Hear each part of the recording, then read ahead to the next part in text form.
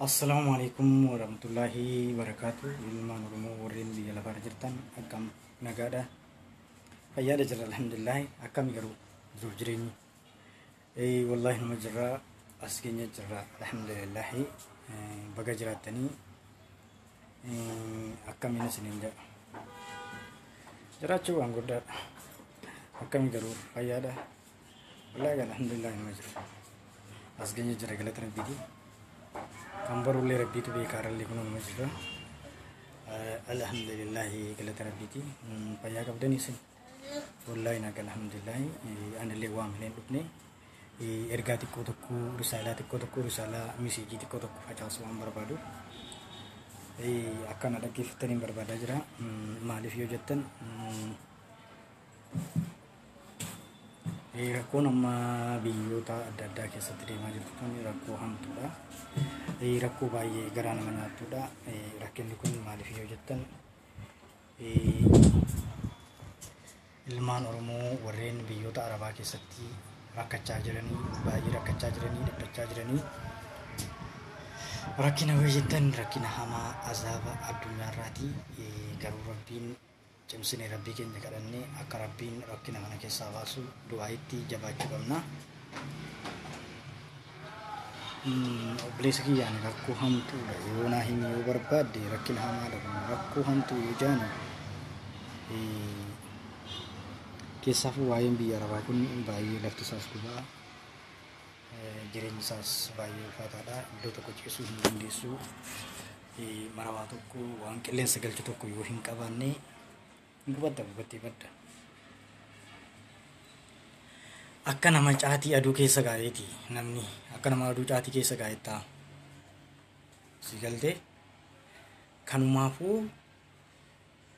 kanumaafuu namni keenya of eeggannoo cimaallee godhuu qaba. Maaliifi namni biyya namaa keessa jiru of eeggannoo cimaa gochuu qaba.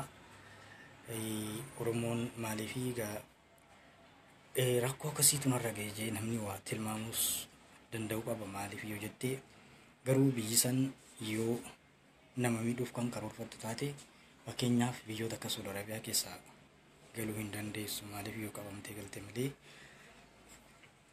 sanumaa deemteeti kan dhaqxeen taarifaan dhaqxee karaa bahararra jechuudha. Achitti namni meeqa nyaatamee deebi'uu hin dandeessu. Maaliif bara durii mootummaa yoo si qabee si galcha. Amma garuu immoo yoo qabee mootummaa rakkinni mootummaa Suudii bira jiru. Rakkoo rakkina biyya mootummaa biyya bira jira. Maaliifi lammii keessiif hin galchaa yoo inni galchuun barbaadu. Maaliifi ifitti galchuun barbaadu. Rakkoo lammiilee Oromooti waan ta'eef lammiilee Oromootana galchuun barbaadu.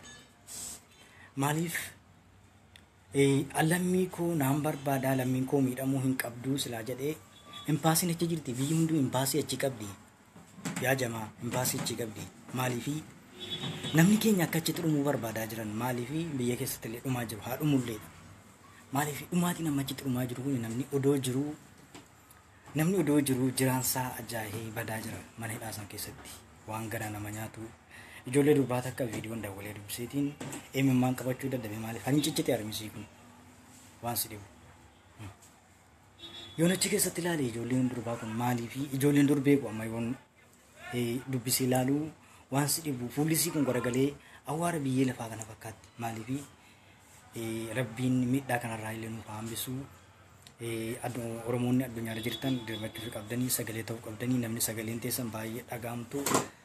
Addunyaa kanarratti miidiyaaleen akka OMN miidiyaa biraa hin qabnu beektaan miidiyaan biraa hin qabnu. Kanaafuu sagalee ta'uu qabdanii ilmaan Oromooti kanneen akka miidiyaa Shabboo Yaayyuu hidho miidiyaa jiru. Kun hundi sagalee ta'uu qabdan. Maaliifi sagalee ta'uu hin callisinaa. Maaliifi ijoolleen Suudii jirtu tuni ijoollee baay'ee gargaarsa hojaan namni nama gargaaru dura ijoollee Suudiiti. Qabsoo namni eegalee qabsoo hundumaa namni gajjabeessa ijoollee Suudiiti. Kanaaf ijoolleen Suudii dagatamuu hin qabdu. Maaliifi ijoolleen Suudii jajjabee sabboontota jajjabee qabsoo Oromoo gadhaabdee fi warreen gootota Oromoo gaaraa fi eessatti qallabdee ilmaan Oromoo jajjabeessaa jirtudha. Kanaaf ijoolleen Suudiidhaa dagatamuu hin qabdu. Ijoolleen Suudiidhaa daddaftanii sagalee ta'uu qabdanii akkaataa itti ijoolleen Suudii kun mana hidhaa keessaatti galtu miidiyaalee hundarratti dhiibbaa godhuu qabdanii. Miidiyaan Oromoo illee guutuun keessan dubbachaa hin jirtan miidiyaan Oromoo hin komatamtu miidiyaan Oromoo maaliifi yoo gargaarsa jaan ijoolleen Suudiidhaa wama barbaadde yoo ta'e ijoolleen Suudii ijoollee jajjabduudha. Kanumaafuu ilmaan Oromoo warreen biyya lafaarra jirtan jajjabaadhaa ijoollee Suudii tanaaf sagalee taa fi ijoollee Suudii tanaaf sagalee taa dafaa ijoolleen tun nu harkatti dhumaa jirti. Maaliif ijoolleen tun nu jalaa miidhamaa jirti? Daftanii sagalee akka taatan kabajaan isin gaafannaa. Ilmaan Oromoo warreen biyya lafaarra jirtan dafaa sagalee taa fi qeerroo biyya keessaa fi biyya alaalleen abbootiin amantii abbaan gadaa Oromoonni biyyoota jirtan hundinuu akka qeerroo Suudii kanaaf sagalee taatan abdiin qaba. Jajjabaadhaa du'aa itti fufaadhaa.